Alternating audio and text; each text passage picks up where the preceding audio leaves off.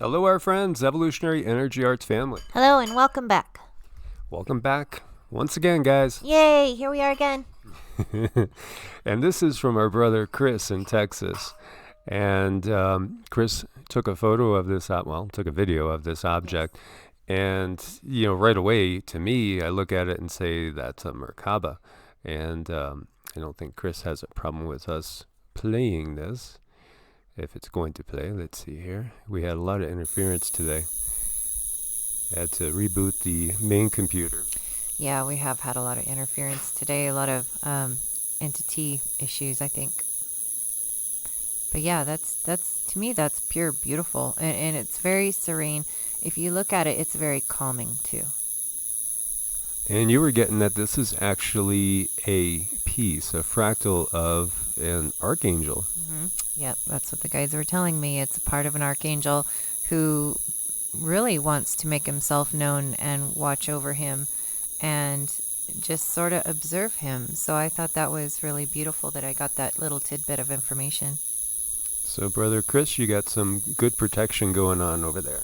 Indeed you do. And thanks for the invite as well when we're driving through at the RV. We appreciate it. Yes, we do. Thank you. But yeah, most definitely, this is a being. This is an entity. It's a consciousness. And on other densities, beings will see us and will appear kind of like an energy ball. Mm-hmm. Yeah, we do appear like an energy ball to them too. So it just depends on, what eyes of which being you're looking through. There are so many different layers to our existence and to existence as a whole. Mm-hmm. And so here we see UFO alert as Pentagon reportedly ready to unveil report on difficult to explain sightings. There's, most definitely a disclosure underway. They've basically admitted that there's presences here, that they say they don't know exactly who they are, but the reality is they know who quite a few of them are. Well, I think it's just getting so ridiculously obvious. They have to put something out there official. So you see here this tweet. Wow, Maria Bartiromo gets former DNI John Ratcliffe to talk about UFOs ahead of a deadline for the government to disclose what it knows about them. Usually we have multiple sensors that are picking up these things. There's actually quite a few more than have been made public. Yeah, there's tons. There's tons. And we see over here, dogs barking, mysterious UFO hovers in the skies of Puerto Rico. Video submitted to MUFON. And there's a faint picture there. I'll give you guys all the links so you could check it out and watch the videos as well. Are aliens real? Of course they are. Of course they are. Wow, it's snowing out there now. Oh my gosh. Wow, that's incredible. Yes. So, ex-Israeli space program head claims aliens exist and Trump is aware. This came out about 3 or 4 months ago about Haim Eshed. And, he's a high-level official. He's not the only one. There's been tons of them. Tons of astronauts that have come out and said this. And we've talked about Paul Hellyer as well, Canadian Minister of National Defense. So it seems like if you have anything to do with the defense or space program at the highest levels, you're going to be exposed to the fact that there are other beings here around us. Well, as soon as somebody is ready to know and understand, you just have to look just a little bit to find all the evidence you need. And again, I think then when you go into the mythology, the oral traditions, you look at the modern day and the ancient day, and look at the evidence. The evidence is absolutely overwhelming. He says 4 different alien species visit Earth. And we have over here, Apollo 15 astronaut claims that aliens are real and that they created mankind. He actually says, you don't gotta look anywhere for aliens. We are aliens. Mm-hmm. Yeah, we are. Here we are. Just look at our DNA, the second chromosome's fused. There's been splicing going on. They tell us that most of it's junk DNA, but in reality, it's just coming online. DNA too is not just 3D. It is more than 3D, just as we are more than 3D beings. Well, it is. When you're working on someone's ancestral river, you're actually working on their energy body or their energetic DNA. And this brings up obviously the Sumerian kings lists, and saying, why did people live and reign? Why did people reign for tens of thousands of years? How's that possible, right? Is you're just trying to make these beings out to be so great, like they were, the most magnificent beings in the world. They ruled for tens of thousands of years. Or did they really have long lifespans like that? How long were their lifespans? And were their lifespans that long because they weren't from here? I know, and there's tons of evidence in the Bible and other readings that they did live that long. And this gets into another source, Popol Vuh, which is a sacred book of the ancient Maya, and it again talks about the quote-unquote creators of mankind, the creator, the former, the dominator, and the feathered serpent. They are the ones that manufactured, made, and not through sexual copulation, but in a miraculous sense. But now we can understand what gene splicing, we can understand what cloning. Okay, now we have, scientific reasons for a quote-unquote divine mystery, so to speak, or, virgin birth. How could you have a virgin birth? Well, test tubes. Exactly. So when you start looking at these things, you realize, wow, that's impossible for that to happen naturally in any way, shape, or form. Somebody had to have done it. Yeah, so again, you look to every single continent, and you have these stories. And they're all pretty much in agreement.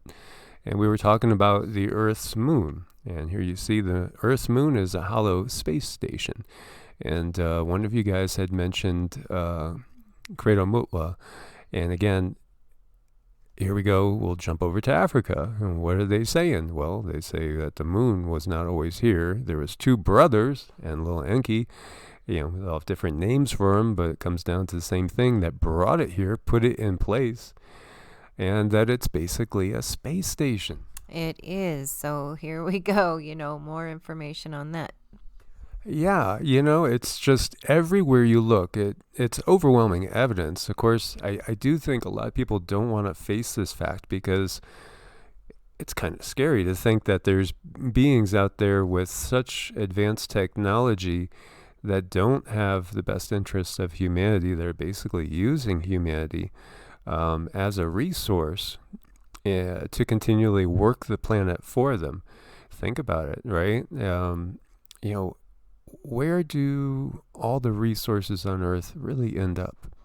How much of it ends up off planet? And when we're talking about the resources, we're even talking about the things living on the planet, including humans. Exactly. So, a lot of these things, people just don't want to have to face it because they would have to unlearn everything that they've learned throughout their entire life to absorb the truth. And, this is kind of scary.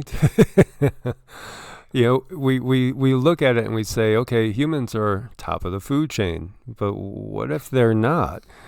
As you see here, 5 mind-blowing expert predictions about aliens. This is not for the faint of heart. Aliens may actually consume humans. Yes, you heard it right. In a recent article written in The Conversation, the astrophysicist Jacques Van Loon believes that aliens may start consuming humans if these advanced species find human meat delicious and nutritious. Whoa, it should be noted that Alexander Pierce, an Irish convict, once claimed that, we will just leave it at that, okay? Aliens are already here on Earth, and I do think that's a fact. I mean, we've experienced so many different visitations of different types, and again, they keep track on certain DNA lineages. Stephen Hawking's predictions about alien first contact was that it wouldn't be good for Earth and for humans. And aliens could invade planet Earth. Sure, I mean, if they could get here from who knows where, they would probably have the technology to take it over pretty easy. Then the possibility that aliens are actually working together with humans right now, And that also is true. And just think about it. Think about if you got to be the president and you found out, you know what? You mean we really don't have the power to make all the decisions, let alone from the human powers that be that are here on the planet, but the fact that the human powers that be are actually answering to some non-human powers that be. Mm-hmm. Right. Once we start to understand this, then we can really awaken and get our lives going in the direction that we want. And, I think the movie Avatar was a great movie in so many ways. How we could transfer consciousness from one body, to another, because it's just a vehicle, as is told to us in the Bhagavad Gita. But also, how it shows how this corporatism, right, is so destructive as it goes to this alien world where these beings are living in perfect harmony with their world and living in a symbiotic relationship, understanding that they are a part of the world, and that's been taken away from us. As we have, said many times, all you hear is our Father in the heavens. We never hear anything about our earth, mother that's right here under our feet. And it's so ingrained into people, and it's ingrained with a purpose, because if you think of the earth as your mother, you're not going to let the abuses that are happening to the planet continue to happen. That's just part of the psychology of, okay, we have to if you're the conquerors and you're using and abusing the planet and just going to use it up, use it dry, turn it into a Mars at some point, and then move on to somewhere else and just abandon the operation, and you want the indigenous people, you're going to do like the Roman army did and just basically conquer people, have them become part of the empire, so to speak, in a way, as long as they're obeying all the rules, obeying what they're being told to do, paying their tribute, adopting the Roman ways. Then you might as well have them police themselves, which is what goes on here. Humans are policing humans for non-humans, and that's exactly what's happening. But you also have to get them to disconnect from the planet itself, emotionally untie themselves to the planet, and to think of themselves as not being a part of the planet in order to commit the atrocities that we see going on with all the massive die-offs, the deaths, the fracking. The resources are more important than the planet. And for the indigenous people, that wouldn't be the case. Now, for a group of people, a group of beings that go from place to place, planet to planet doing this, then it's just a resource. Mm-hmm. That's right. So there's like multiple steps to this. It's multi-layered how they can control everything. And the more they can separate us from the planet or get us to understand that the planet's not a living being, and that their resources that they create or fabricate are more important. They need that separation of our identity from the planet to keep us under control. So this is why we were referring to them as galactic interdimensional pirates, because that's what they are. They're all about the loot and the booty, and then they move on. They care nothing about the planet or any of the beings on the planet, except for as a resource. Mm-hmm.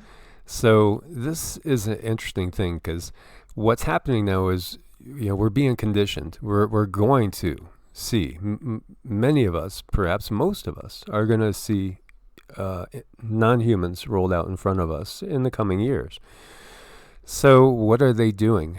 They're pre-programming us. And so Captain Marvel was an interesting story here. There is a twist here, though.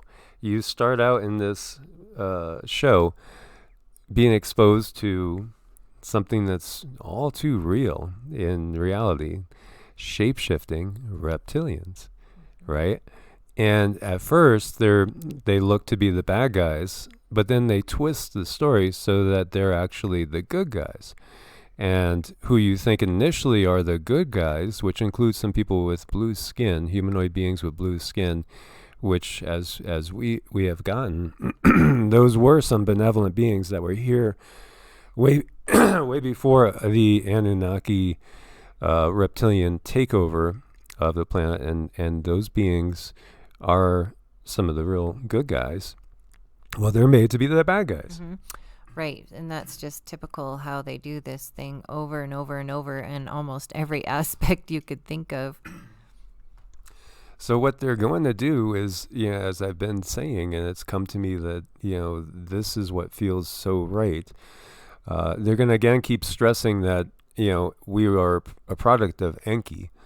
We're his creation, and, they're going to do good cop, bad cop, and basically the Enlo lights will be thought of to be the bad guys, and the Enkyites will be thought of to be the good guys. But the reality is they're all reptilians. This is good cop, bad cop going on, and they're all those that have kept humankind in a form of slavery. Mm-hmm. And they've gotten very good at it. And they make it so people, if we talk about it in general to your regular friends, regular family, well, we look like we're the insane ones. We're the ones who are just completely whacked. And that's how they keep this information suppressed, is because we do police each other. Oh, absolutely. And so now they have no choice, because they know, it's all coming out. So they have to make the twist that allows them to keep power. And what you're going to have is then they're going to be saying we have to join these beings in the fight against the real bad guys that are coming, who's actually, the good guys. So they're going to posit the Galactic Federation and the real Pleiadians as bad guys, and so that the whole Earth will get ready to fight them. But it's just the opposite. And, it's clear to me that that's exactly what's going on. And that's why it's so important to get in touch with your heart chakra. Listen with your heart chakra, because then you can't be fooled. Exactly. Raise yourself up in vibrations. Understand what's going on. And again, it's all about this spiritual battle, which again is what? It's a multi-dimensional battle. It is, yep. So thank you guys for being part of the family. Make sure that you are subscribed and have the bell clicked. Thanks for your support on Ko-Fi and Patreon. Anybody needs to make an appointment, reach out to us at evolutionaryenergyarts@gmail or EEARTS@protonmail.com. As always, God bless and namaste. Namaste.